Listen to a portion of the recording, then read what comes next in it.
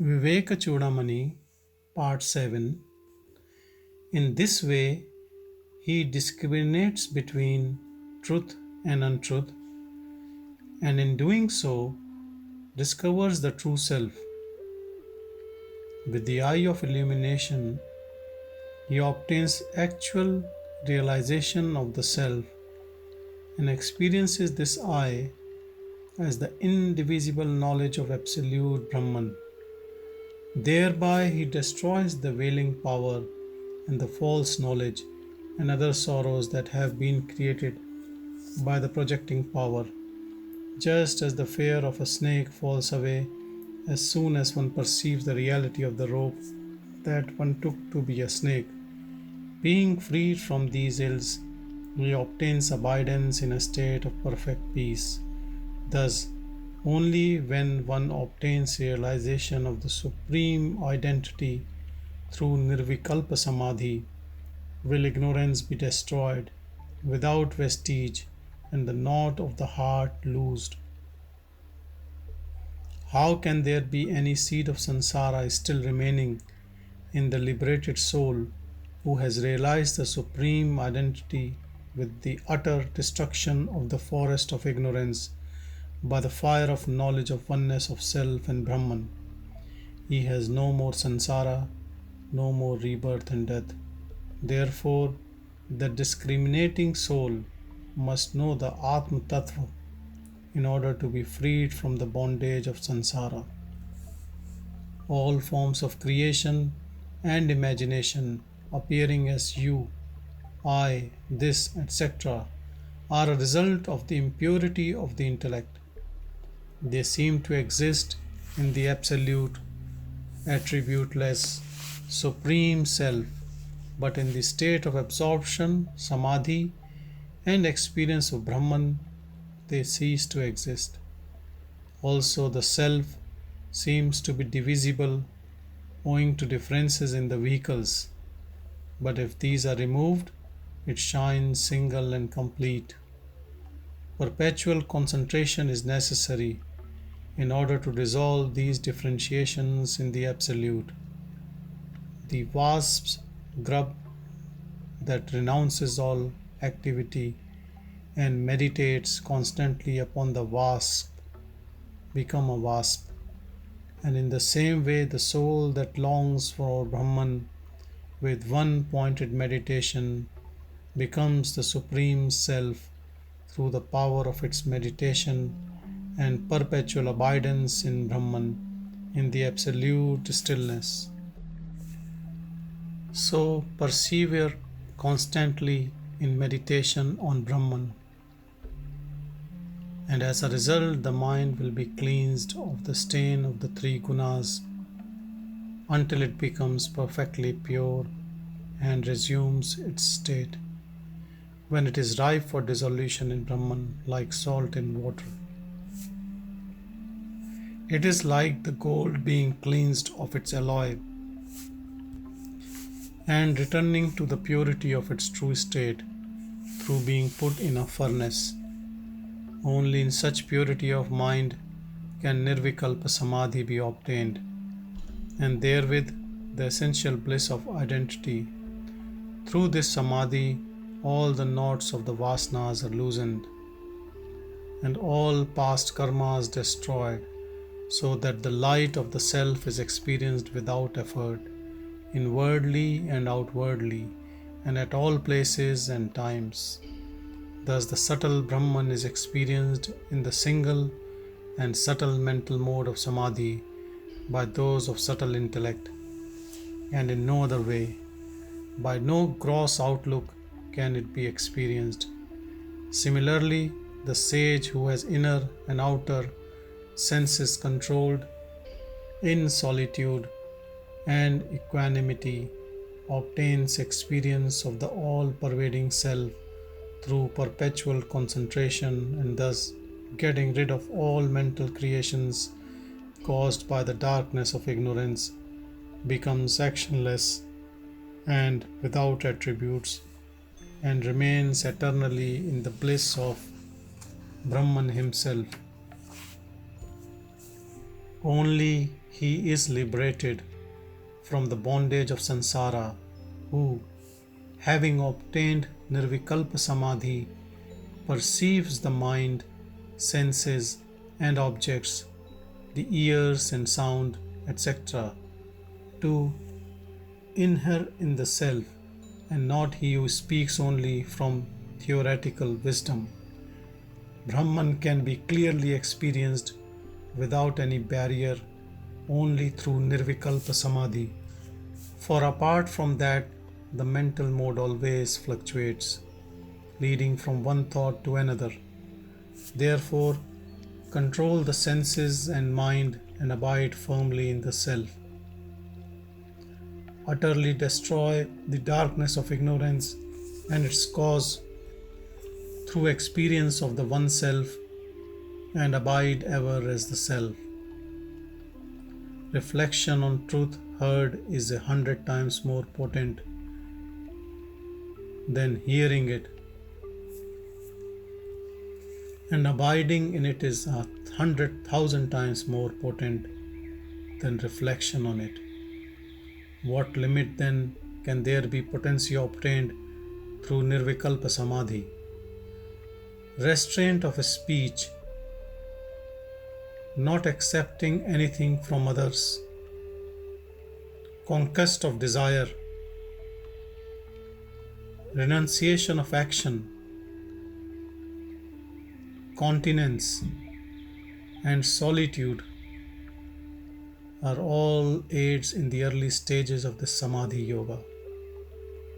Solitude helps to quieten the senses and thereby the mind also. Stillness of mind destroys the tendencies and thereby gives perpetual experience of the essential bliss of Brahman. Therefore, the yogi must always exert himself to restrain the mind. The breathing must subside into the mind into the intellect into the witness, and by knowing the witness as the fullness of the unqualified Supreme Self, perfect peace is obtained. He who meditates becomes that aspect of his being to which the consciousness is withdrawn. If the consciousness is drawn to the body, it becomes body. If to the senses, he becomes senses. If to the life breath, he becomes that. If to the mind or intellect, he becomes mind or intellect. Therefore, rejecting all these, the consciousness should subside and obtain peace in Brahman, which is eternal bliss. He who, through desire for liberation, has attained perfect freedom from desires, is able to abide in the self and get rid of all attachments, inner as well as outer, and he alone achieves inner and outer renunciation. Moreover, it is only he who is without desires, who has perfect non-attachment, and so obtains Samadhi, and through Samadhi the certainty that he has won to Tattva Jnana, which brings liberation. He who has attained liberation has attained eternal bliss. Therefore, complete non-attachment is the only path for him who aspires to the bliss of union with the bride of liberation. Non-attachment combined with self-knowledge wins the kingdom of deliverance. Non-attachment and knowledge are like the wings of a bird, needed for ascending the mount of deliverance, and if either of them is lacking, it cannot be obtained.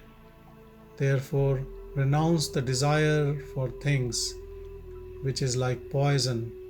Give up attachment to caste, group, social position, and destiny. Cease to locate the I sense in the body. Be ever centered upon the self, for in truth you are the witness, the stainless Brahman. The Self in the form of Brahman, witness of all finite beings, self-effulgent, shines eternally as I, in the sheath of Vijnana, distinct from the five sheaths. Being experienced as I, it shines as the true form of the Self, the direct experience of the great text. Fix your heart constantly on this Brahman, which is the goal. Let the senses remain in their centers. Keep the body steady by remaining indifferent to it. And practice the meditation, I am Brahman, Brahman am I, allowing no other thoughts to come in. Gradually still the mind by practice of the unbroken flow of beatitude. Realize the identity of Self and Brahman and drink the nectar of Brahman. Bliss in eternal joy. What use are base thoughts of body and word which are non-self? Give up these non-self thoughts which are the cause of all sorrow.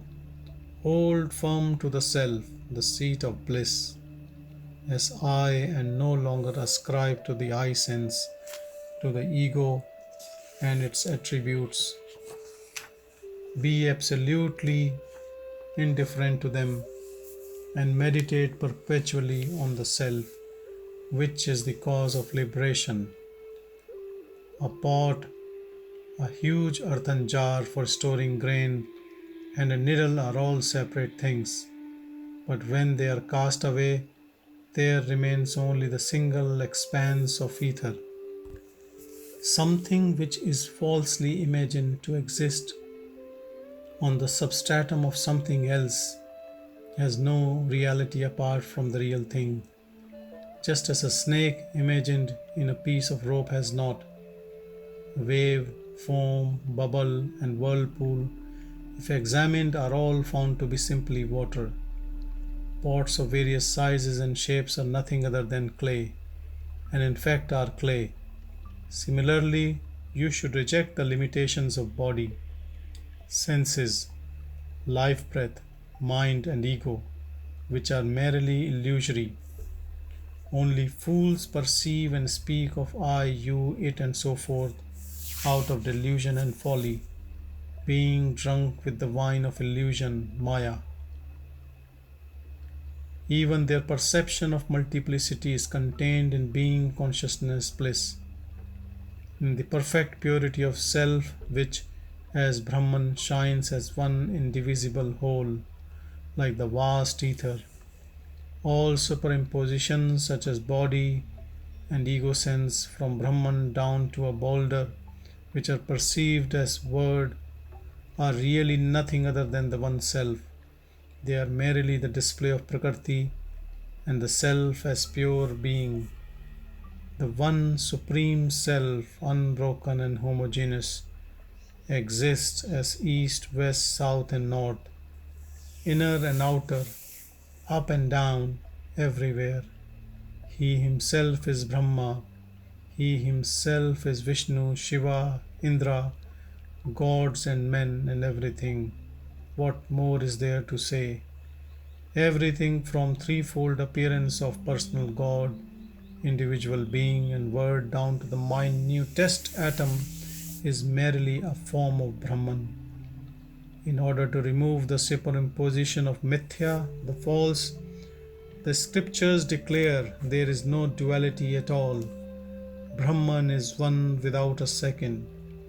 Therefore, you yourself are the non-dual Brahman, spotless like the ether, without inner or outer, without attributes, changeless, timeless, without dimensions or parts.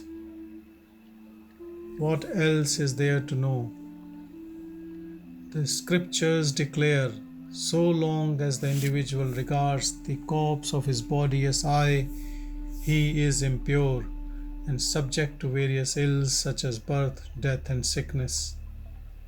Remove all objective reality superimposed on the self by illusion and know yourself as pure, immutable Shiva, then you will become liberated. The Brahman which is without action and is indivisible perfection. The enlightened who have attained supreme knowledge shine as being consciousness bliss. Homogeneous Brahman, having utterly renounced objective reality. Therefore you too reject your gross impure body and the subtle body that wavers like the wind and I sense in them, and regard yourself as being consciousness bliss as declared by Vedanta, and thus remain forever as the very Brahman. The scriptures declare that duality is of the nature of illusion Maya, and only non-duality is the supreme truth. It is our experience that the diversity created by the consciousness ceases to exist in deep sleep in which the consciousness is absorbed in bliss. Those who are wise and discriminating know that the proverbial serpent has no existence apart from the substratum of the rope, nor the water of a mirage apart from the barren ground. It is our experience that when the mentality assumes the nature of the self and becomes one with the attribute-less supreme self, mental manifestation ceases. All these magical creations which the illusion of the mind sets forth as the universe are found to have no real existence and become untrue when the truth behind them is realized as Brahman itself. In the non-dual Brahman, the threefold reality of seer, sight and seen does not exist. It is the substratum into which ignorance, the root cause of the illusion of multiplicity, is absorbed, like darkness into light. Like oceans that endure to the end of the cycle of time, the truth of Brahman remains single, complete, absolute, purity, inactivity, unqualified, changeless, formless. Where then can be talk of duality or diversity in the homogeneity of Brahman, when in a state of samadhi, the enlightened Jnani experiences in the heart as I, the homogeneous completeness of that Brahman which is eternal, the bliss of knowledge incomparable, unattached, formless, inactive, unqualified, immutable, characterless, nameless, and free from bondage. It is still like the ether, and yet nothing can be compared to it. It has no cause and is not an effect. It is beyond imagining. It is to be achieved only through realization on the authority of the Vedanta. The truth of it abides in the heart and is experienced constantly as I. It is free from birth, old age, and death. In itself, it is eternal. It is eternal, tranquil, and undifferentiated. It is vast and still like a calm ocean without a shore. In order not to fall back into samsara, practice Nirvikalpa Samadhi by concentration on Brahman, which is experienced in the heart as our own radiant self, free from all limitations and as being consciousness bliss. This will destroy the individual consciousness, which is the cause of all error, and thus you can unravel the knot of the heart, which causes the ills of birth and death. Thus will you obtain the glory of unbroken bliss, being self-realized, and by doing so achieve the purpose of human life, a boon so rare to obtain. The self-realized yogi, knowing his true nature, the great Mahatma, shows his wisdom by rejecting his body, regarding it as a corpse, as the mere shadow of his being, existing only owing to past destiny. Such a great Mahatma knows himself to be the unbroken bliss of the self. He has utterly consumed the body and its attributes in the fire of Brahman, which is eternal, immutable truth. Having thus consumed his body and remaining with his consciousness ever immersed in the ocean of bliss which is Brahman, he himself is eternal knowledge and bliss. How then should he care to nourish or sustain his body or be attached to it, feeding as he does on the eternal nectar of Brahman inwardly and outwardly? Just as the cow does not care about the garland around its neck, so too he does not care whether the body, bound by the strings of past karma, lives or dies. So you too reject this inert, impure body and realize the pure and eternal self of wisdom. Give no more thought to the body. Who would care to take back what he has once vomited? Knowledge of a mirage keeps one away from it, and ignorance that it is a mirage leads one to seek it. Similarly, knowledge leads to the path of release and ignorance leads to worldly pursuits. The achievement of self-knowledge or self-realization frees a man from the ills arising from error and brings him eternal contentedness and unequaled bliss eternally experienced. Ignorance, on the other hand, pushes him into objective experience of error and misery. How then should the wise man, who has severed the knot of the heart with the sword of wisdom, continue to perform the various vain actions which occupied him during the time of his delusion? What cause could induce him to activity? Knowledge leads to non-attachment, solitude, and abandonment of home lead to knowledge.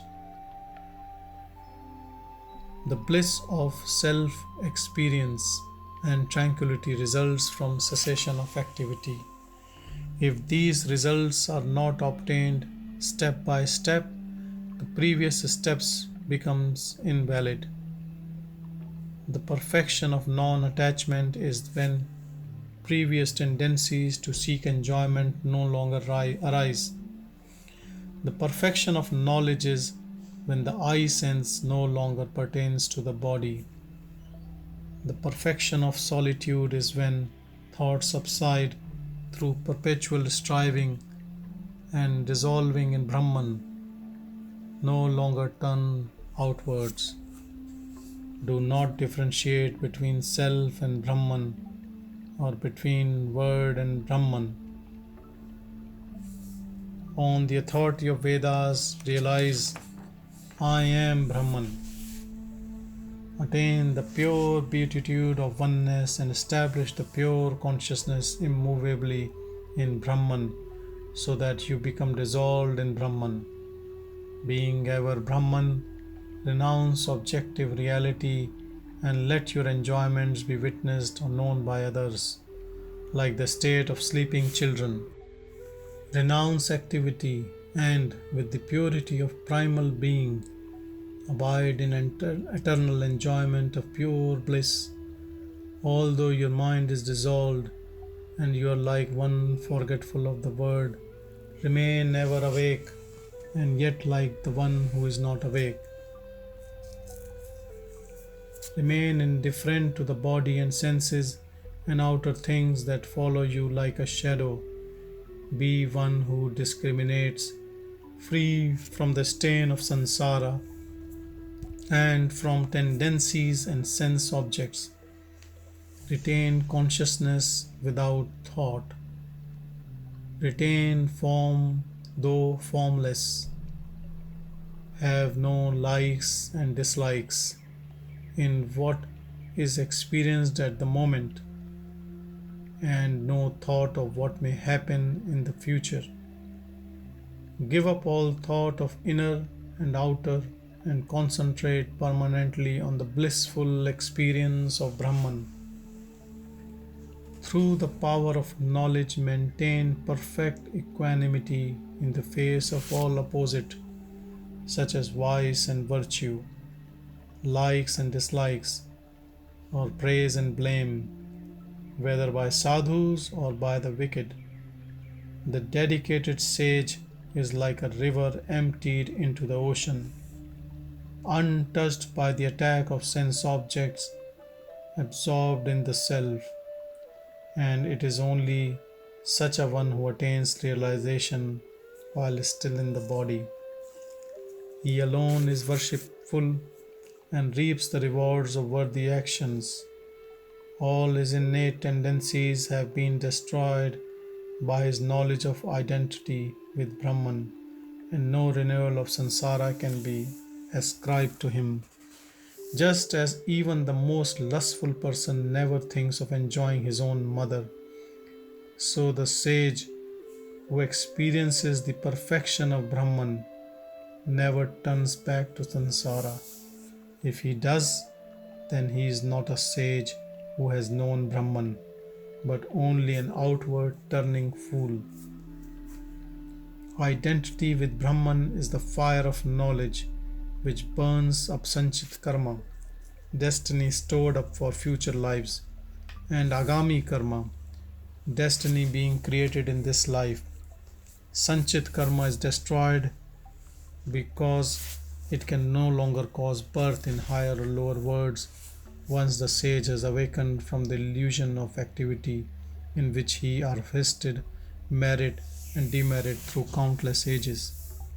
And Agami karma can no longer affect him because he knows himself to be established as a supreme Brahman, indifferent as the ether to the effects of karma.